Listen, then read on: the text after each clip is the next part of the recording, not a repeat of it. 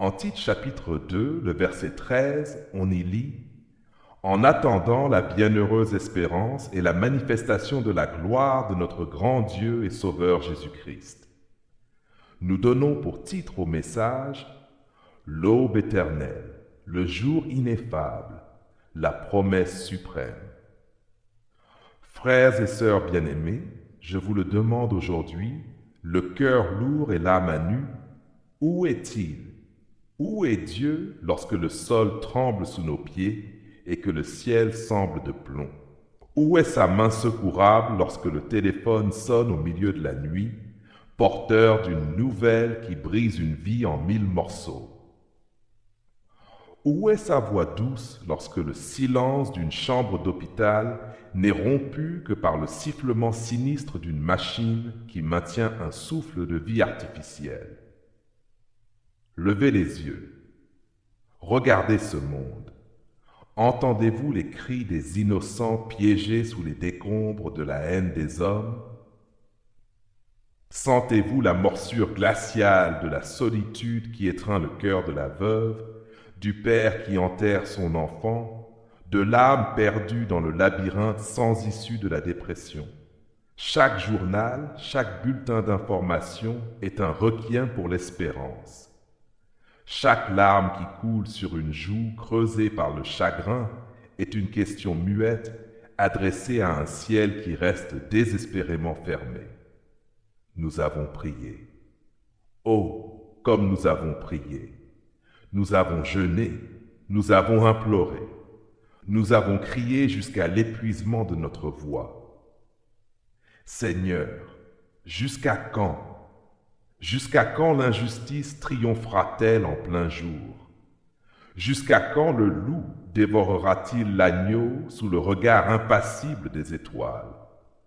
Jusqu'à quand notre foi devra-t-elle combattre le doute monstrueux qui nous murmure à l'oreille que nous sommes seuls, abandonnés dans un univers froid et indifférent? Nous sommes comme les disciples dans la barque, secoués par une tempête qui menace de nous engloutir, et nous crions, « Maître, ne t'inquiètes-tu pas de ce que nous périssons ?» Notre cœur, usé par l'attente, saigne. Il aspire à autre chose. Il gémit, il supplie, il murmure dans l'obscurité de nos nuits les mots de ce cantique empreint d'une sainte impatience. Seigneur, hâte donc le grand jour de ta venue, où tu descendras en splendeur. Les cieux s'ouvriront, et alors convaincu, je dirai, la paix règne en mon cœur. Ce cri n'est pas celui de la défaite. C'est le cri de la sentinelle qui guette l'aurore, le cri du soldat qui attend le renfort, le cri de l'épouse qui attend le retour de l'époux. C'est le cri le plus profond, le plus tragique et le plus magnifique de l'âme humaine rachetée. Allons, c'est ce cri que nous allons explorer ensemble aujourd'hui, non pas pour nous complaire dans notre douleur, mais pour y trouver la source de notre plus glorieuse espérance. Bien-aimés en Jésus-Christ, avant de pouvoir contempler la gloire de l'aube, nous devons d'abord reconnaître la violence de la nuit et la fureur de la tempête qui fait rage autour de nous. En effet, notre condition présente est celle d'une agonie, d'un monde qui souffre et qui crie sa douleur, un état de fait que nous ne pouvons nier. Oui, l'ancre dans la tempête déchaînée. Imaginez un vieil homme, gardien d'un phare isolé sur une côte déchiquetée par l'océan. Appelons-le Éléazar. Une nuit, la plus terrible des tempêtes se lève. Des vagues hautes comme des montagnes liquides s'écrasent contre la tour de granit. Le vent hurle comme une meute de démons, faisant vibrer la structure jusqu'à ses fondations. De sa lanterne, Éléazar ne voit que le chaos, un tourbillon noir et écumant où le ciel et la mer se confondent. Il sait que là-dehors, des navires sont en péril, des vies sont en jeu. Il ne peut calmer la tempête, il ne peut apaiser le vent. Tout ce qu'il peut faire, c'est s'assurer que la lumière, l'unique repère dans cette folie dévastatrice, continue de briller. Frères et sœurs, nous sommes Éléazar, et ce monde est cette tempête. Nous sommes assaillis de toutes parts. L'apôtre Paul ne nous a pas menti. En Romains chapitre 8, versets 22 et 23, il peint ce tableau tragique. Or, nous savons que jusqu'à ce jour, la création tout entière soupire et souffre les douleurs de l'enfantement. Et ce n'est pas elle seulement, mais nous aussi, qui avons les prémices de l'Esprit, nous aussi nous soupirons en nous-mêmes en attendant l'adoption, la rédemption de notre corps. Nous soupirons. Ce n'est pas un signe de faiblesse, c'est la preuve que nous sommes vivants. C'est la preuve que l'Esprit de Dieu en nous refuse de se résigner au chaos. C'est le témoignage que nous avons été créés pour autre chose que la souffrance et la mort. Le philosophe Albert Camus a écrit « Au milieu de l'hiver, j'apprenais enfin qu'il y avait en moi un été invincible. » Cet été invincible, pour nous, c'est l'espérance plantée par Dieu lui-même. Une ancre jetée non pas dans le sable mouvant de ce monde, mais au-delà du voile, dans le sanctuaire céleste. Mais dans le fracas assourdissant de cette tempête, au cœur même de cette nuit où tout semble perdu, la mission du gardien de phare prend tout son sens. Elle n'est pas d'observer le chaos, mais de fixer l'horizon en attendant la promesse infaillible de l'aube. Frères et sœurs en Jésus-Christ, notre force ne réside pas dans notre capacité à endurer la nuit, mais dans la certitude absolue que le jour va se lever, car le Maître du jour nous l'a promis. En effet, notre espérance n'est pas un vœu pieux face à la tragédie, mais une promesse divine et certaine, la venue de celui qui est la lumière du monde. Oui, la lumière qui ne s'éteint jamais. Retournons auprès d'Éléazar dans son phare. La tempête fait rage, les murs tremblent, mais son regard n'est pas fixé sur les vagues monstrueuses. Il est tourné vers l'est. Pourquoi? Parce qu'il connaît le cycle immuable du temps. Il sait, avec une certitude qui défie la fureur des éléments, qu'après la nuit la plus sombre vient toujours l'aube. Son espérance n'est pas dans l'accalmie de la tempête, mais dans l'apparition du soleil. C'est pour cette aube qu'il maintient la lumière allumée. Notre espérance, bien-aimée, est infiniment plus certaine encore. Elle ne repose pas sur un cycle naturel, mais sur la parole irrévocable du Dieu Tout-Puissant. Jésus a dit « Je reviendrai ». C'est la promesse la plus bouleversante de toute l'Écriture. Ce n'est pas une possibilité, c'est une déclaration. C'est la signature de Dieu au bas du contrat de notre rédemption finale. L'écrivaine Emily Dickinson a décrit l'espérance comme cette chose avec des plumes qui se perche dans l'âme et chante la mélodie sans les paroles et ne s'arrête jamais. Pour nous, cette mélodie a des paroles. Elle s'appelle Maranatha. Viens, Seigneur Jésus. Écoutez la description glorieuse de ce moment telle que Paul la donne en 1 Thessaloniciens, chapitre 4, versets 16 et 17. Car le Seigneur lui-même a un signal donné à la voix d'un archange et au son de la trompette de Dieu descendra du ciel et les morts en Christ ressusciteront premièrement. Ensuite, nous les vivants qui serons restés, nous serons tous ensemble enlevés avec eux sur des nuées à la rencontre du Seigneur dans les airs, et ainsi nous serons toujours avec le Seigneur. Voilà notre horizon, voilà notre aube. Pas une simple accalmie, mais une intervention divine. Le ciel s'ouvrira, la trompette sonnera, et le roi de gloire apparaîtra, non plus comme un humble serviteur, mais comme le juge de toute la terre, le lion de la tribu de Juda, le vainqueur de la mort. Cette promesse, bien plus qu'un simple réconfort intellectuel pour un futur lointain, est une puissance qui transforme radicalement notre présent, nous permettant de trouver une paix surnaturelle au cœur même du chaos. Bien-aimés du Seigneur, cette attente glorieuse n'est pas passive. Elle est la source même de la paix qui dépasse toute intelligence. Une paix qui s'épanouit non pas en l'absence de l'épreuve, mais en dépit d'elle. En effet, la véritable paix du croyant ne dépend pas de circonstances extérieures favorables, mais de la présence intérieure et constante de Christ au milieu de nos épreuves.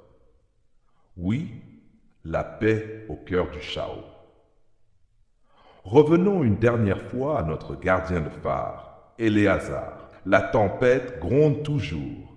Les fondations du phare sont encore secouées. Mais à l'intérieur de la lanterne, que fait-il? Il n'est pas prostré, tremblant de peur. Non. Il a vérifié ses instruments, il s'est versé une tasse de thé chaud et son cœur est calme. Sa paix ne vient pas de la mer apaisée, car elle est toujours déchaînée. Sa paix vient de la certitude de sa mission et de la promesse de l'aube. Il est en paix dans la tempête. C'est là, frères et sœurs, que le poème initial atteint son apogée. Les cieux s'ouvriront, et alors convaincu, je dirais, la paix règne en mon cœur. Cette paix n'est pas le fruit de la fin de nos problèmes, mais le don de la présence de Christ au milieu de nos problèmes.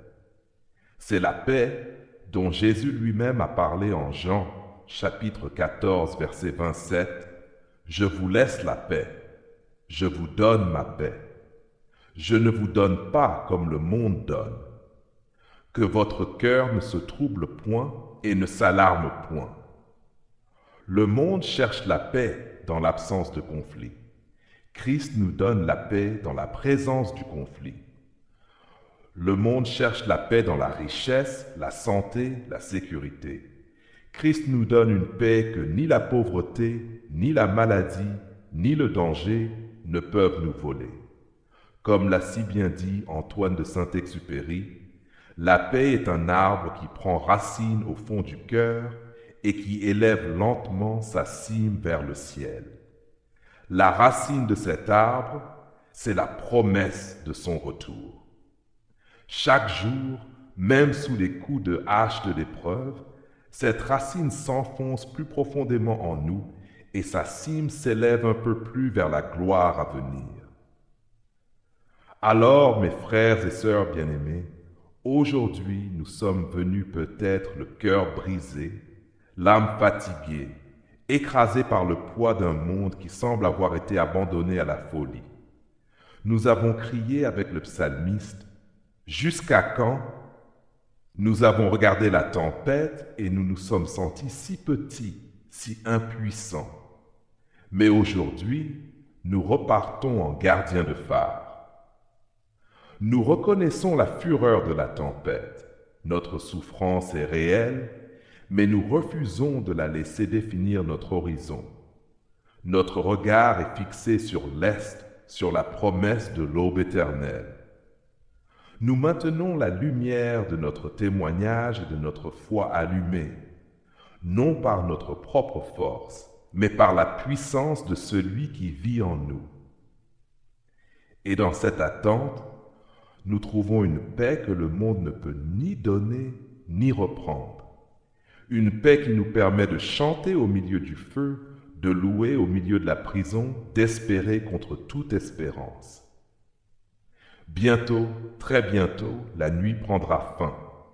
Les cieux ne seront plus de plomb, mais ils se déchireront dans une explosion de gloire. La trompette de Dieu retentira et ce son mettra fin à toutes les cacophonies de ce monde.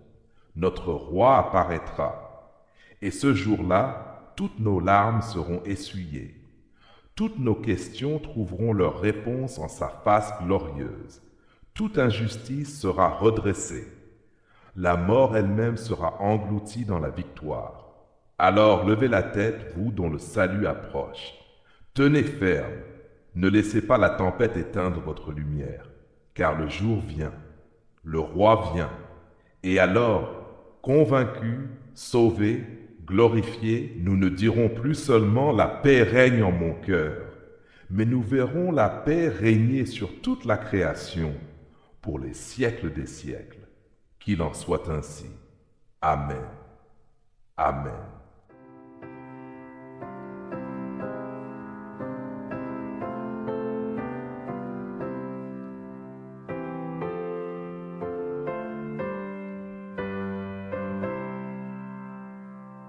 Quand je suis brisé par l'épreuve ou le chagrin, ou quand ma vie n'est que douceur, qu'importe mon sort, tout au long du chemin, je ressens tant de paix en mon cœur.